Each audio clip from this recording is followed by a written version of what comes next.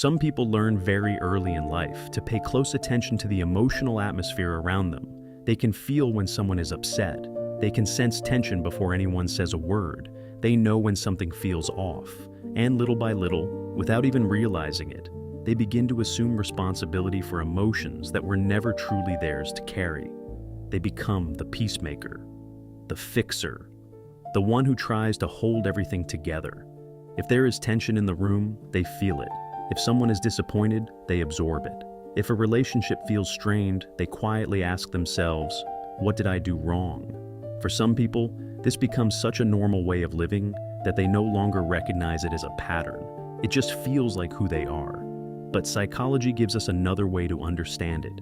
In family systems theory, this pattern is connected to something called differentiation of self. Differentiation refers to the ability to stay emotionally connected to other people while still maintaining a clear sense of your own identity. In other words, it is the ability to care, to stay present, and to remain in relationship without losing yourself in the emotional system around you. When differentiation is low, people tend to become emotionally fused with those around them. Their sense of self gets shaped more by relational pressure than by their own internal convictions. That means other people's reactions begin to carry too much weight. Their approval feels too important. Their disappointment feels too personal. And relational tension begins to feel like a personal failure. Murray Bowen described one part of this pattern as personalization. Personalization happens when a person takes excessive responsibility for relational discomfort. Instead of seeing tension as something happening within a system, they experience it as something that must somehow be their fault. Their inner dialogue may sound like this: something must be wrong with me. I need to fix this. I am the problem. This is what happens when emotional fusion gets internalized. The pressure in the system gets pulled inward and translated into self-blame. Virginia Satir described a similar pattern, but from a different angle. She called it placating. Placating is the communication style of someone who tries to keep peace by putting themselves aside. They apologize quickly. They soften their opinions. They agree when they do not really agree. They suppress what they feel in order to maintain harmony. Where Bowen focused on the internal emotional process, Satir focused on the outward relational behavior, but both were describing the same deeper dynamic, the loss of self within the relationship. One person feels responsible on the inside. The same person may become accommodating on the outside.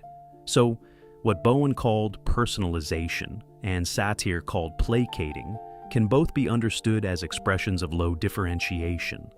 And that matters because many people mistake these patterns for kindness. They think this is what love looks like. They think this is what maturity looks like. They think this is what being a good person requires. But sometimes what looks like kindness is actually self-abandonment. Sometimes what looks like peacekeeping is really fear of disconnection. Sometimes what looks like humility is a person disappearing in order to keep the system calm. Healthy differentiation is different. It does not mean becoming cold. It does not mean becoming detached. It does not mean refusing to care. It means learning how to stay connected without becoming consumed. It means being able to say, I care about you, but I am not you. I can remain present with your emotions without making them my identity. I can stay in relationship without losing my voice. Differentiation is not the absence of love. It is love with structure, connection with boundaries, care without collapse. And for many people, learning differentiation means unlearning the quiet belief that they must hold everything together in order to be safe, wanted, or loved. It means recognizing that not every tension is yours to solve. Not every silence is yours to fill. Not every emotional storm is yours to carry. Sometimes healing begins when a person finally realizes, I can be connected to others and still remain connected to myself. Sometimes we don't recognize the pattern. What feels like who we are is often just pain we learned to carry. The little girl never disappeared. She simply grew up. And the problems she faced in childhood didn't stay there.